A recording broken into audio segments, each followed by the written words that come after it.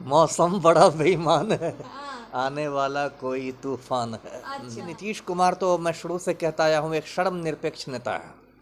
शर्म निरपेक्ष नेता। बड़े भाई ने अब नीतीश की पार्टी में एक तरह से सेंधमारी शुरू कर दी है। अब तो हाँ। ललन सिंह हैं नीतीश कुमार की पार्टी के जो राष्ट्रीय अध्यक्ष हैं, वो आजकल एकदम राबड़ी देवी के देवर बने घूम रहे हैं। शोले में जैसे जय वीरू की दोस्ती थी हाँ, कि ये हाँ, दोस्ती बिल्कुल, हम नहीं बिल्कुल। तोड़ेंगे, हाँ। तो उसके बाद अब यही है ना कि मतलब ये तो हद हो गई, हद कर दी आपने, है ना। तो ये तो लग रहा है जैसे कि आप लालू को आप मतलब चिढ़ाने का काम कर रहे हैं। हाँ। लालू को आप चिढ़ा रहे हैं, कयास लगाए जा रहे हैं कि हो सकता है ये विधानसभा भी भंग करवा दें। अच्छा। हाँ, और उसके बाद लोकसभा और विधानसभा दोनों के चुनाव साथ हो जाएंगे। भाजपा के साथ मिलकर एक रत्ती भर विश्वसनीयता कहीं रह गई है किसी के मन में कि नहीं नीतीश जी ये कर रहे हैं, वो भी खत्म हो जाएगी। तो लगता है नीतीश चचा भतीजे तेजस्वी यादव को पूरा धोखा देने का प्लान तैयार कर चुके हैं। बीजेपी से जितनी दोस्ती दिखा रहे हैं, दिल लगी दिखा रहे हैं नीतीश कुमार, लगता तो कुछ ऐसा ही है। देखिए हमारे साथ यहाँ पर पूर्व आईपीएस अमिताभ दास जी हैं, इनके साथ हम चर्चा करेंगे और समझने की कोशिश आपसे करते हैं कि बिहार में फिर से लगता है कुछ पलटने वाला है, क्या कहेंगे आप? मौसम बड़ा बेईमान है, आने वाला कोई तूफान है। अच्छा। तो देखिए आपने सही कहा। और ये तो नीतीश कुमार की आपने बात की, तो देखिए नीतीश कुमार तो मैं शुरू से कहता आया हूँ एक धर्मनिरपेक्ष नेता है। शर्म निरपेक्ष नेता। हाँ, मैं तो धर्मनिरपेक्ष, मैं तो धर्मनिरपेक्ष हूँ, हाँ। है ना। बहुत सारे लोग इस देश में धर्मनिरपेक्ष नेता हैं, हाँ। लेकिन नीतीश कुमार एक धर्मनिरपेक्ष नेता है। मतलब ये कि ये शर्म हया छोड़ के राजनीति करते हैं, है ना। शर्म हया से इनको कोई मतलब नहीं। इनकी राजनीति पूरी मतलब निर्लज्जता पर आप कह सकती हैं टिकी हुई राजनीति है। अब देखिए इतनी बार इन्होंने अतीत में पलटी मारी है, खुद भूल चुके होंगे कितनी बार इन्होंने पलटी मारी है। हाँ। कभी लालू के साथ रहते हैं, कभी एक बार इन्होंने कहा कि मिट्टी में मिल जाऊंगा लेकिन भाजपा के साथ नहीं जाऊंगा, फिर भाजपा के साथ चले गए। एक बार जब नरेंद्र मोदी मुख्यमंत्री गुजरात के अच्छा, जब पलटते तो बड़े बड़े शब्द भी बोलते हैं, मतलब नीतीश कुमार ऐसी ऐसी बातें कर देते हैं कि भैया अब तो ये जिंदगी में कभी पलटेंगे ही नहीं। वही तो मैं कह रहा हूँ। एक बार तो इतना इनको भाजपा से एलर्जी हो गई थी कि जब मोदी मुख्यमंत्री थे गुजरात के और कोसी की बाढ़ के लिए उन लोगों ने राहत भिजवाई थी, तो वो राहत का इन्होंने पैसा भी लौटा दिया था। मोदी का पैसा लौटा दिया था।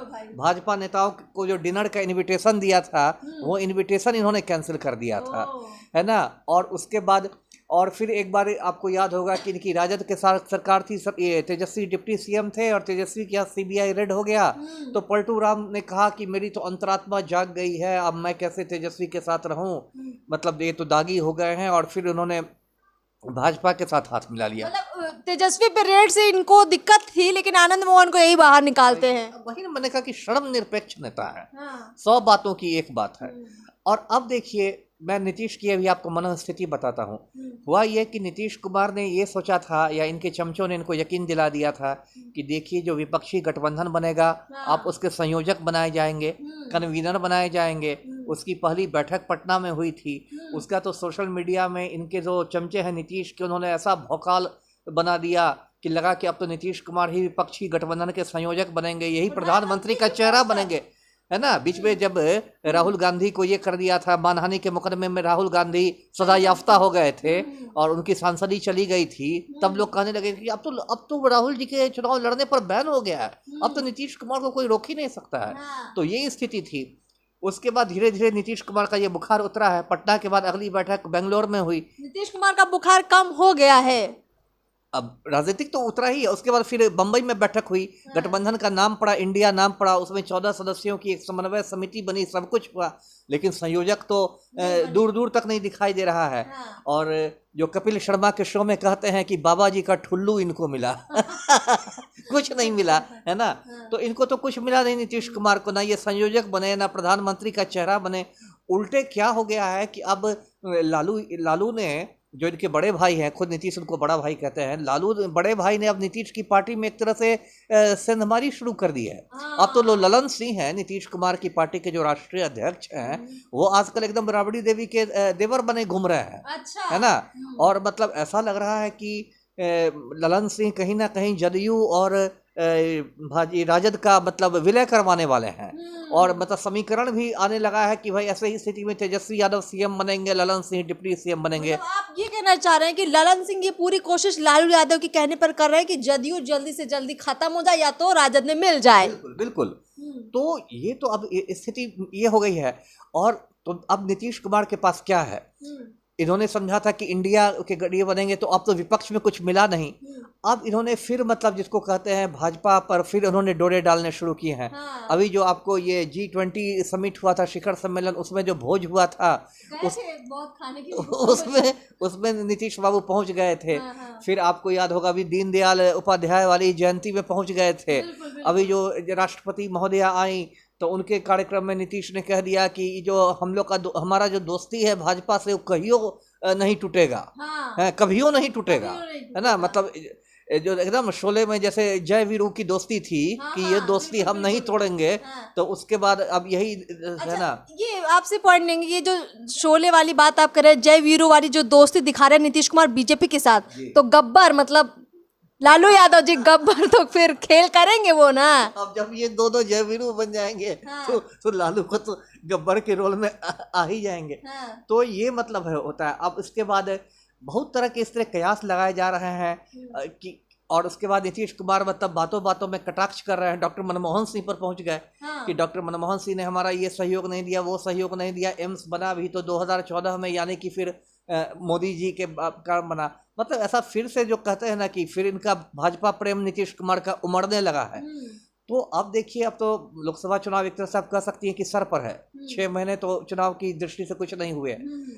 तो किसी भी समय देखिए नीतीश कुमार फिर वही पलटू राम वाली बात को ये अगर नीतीश कुमार फिर से वही वाली पुरानी कहानी दोहराते हैं तो बीजेपी ने तो इनको छोड़ दिया, कुछ ज्यादा नहीं किया। लालू यादव छोड़ेंगे अब की बार नीतीश कुमार को? लालू तो नहीं छोड़ेंगे, मुझे लगता है बिहार की जनता भी नहीं छोड़ेगी। अच्छा, बड़ा पॉइंट ये है। लालू तो खैर नहीं छोड़ेंगे, लेकिन असली बात है कि बिहार की जनता कहेगी ये भाई क्या आपने मजाक बना दिया है ना, कि मतलब ये तो हद हो गई, हद कर दी आपने, है ना। थोड़ा बहुत ये है, ये तो आप मतलब कुछ आपका है ही नहीं, कोई आपका उसूल नहीं, कुछ नहीं। तुरंत आप इधर से उधर कर रहे हैं। तो गिरगिट शर्मा गए हैं कि भाई हम क्या रंग बदलते हैं जैसा नीतीश कुमार बदल रहे हैं, है ना। तो ये तो है, लेकिन फिर वही बात है कि राजनीति में कुछ हो सकता है।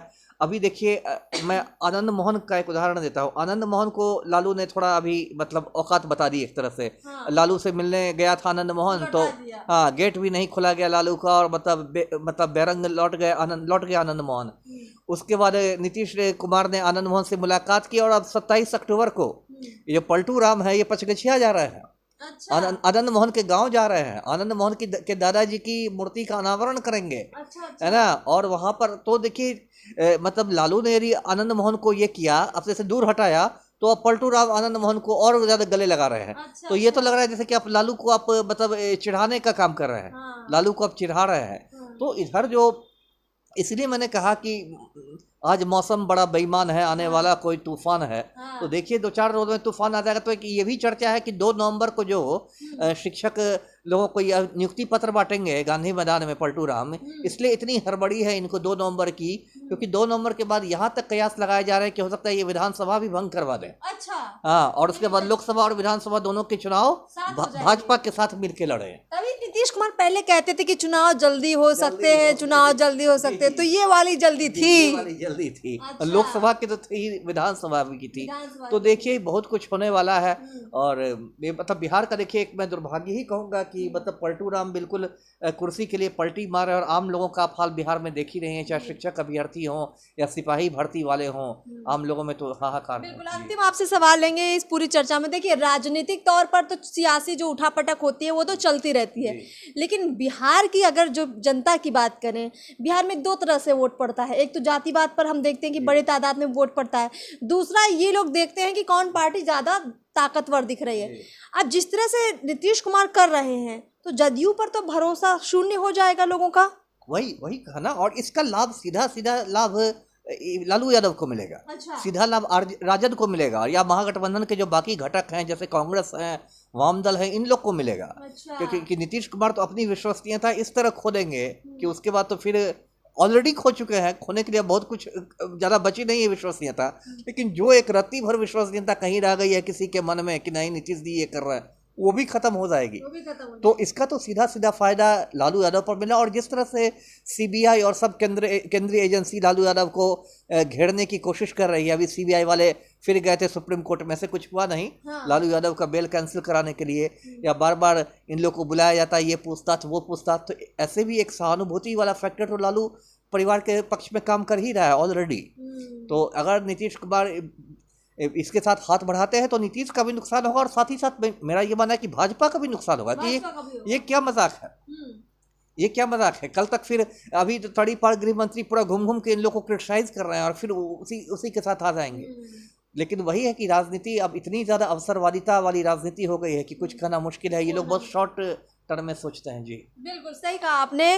तो जिस तरह से बिहार की राजनीति में फिर से कुछ लग रहा पलटने वाला है, अब ये जो भी बदलाव होगा या जो भी पलटीमार कहे जाते हैं, अगर उनके पलटने के बाद जनता पलट जाए, समझिए अगर जनता पलट जाए तो 24 का चुनाव और बिहार का 2025 का विधानसभा चुनाव दोनों नए रंग और नए तेवर दिखा सकता है। हमें भी इंतजार है बिहार के बदलते इस नए रूप का। आप भी चैनल को सब्सक्राइब कीजिए, कमेंट बॉक्स में इस मसले पर ज़रूर अपनी राय दीजिए। नमस्कार।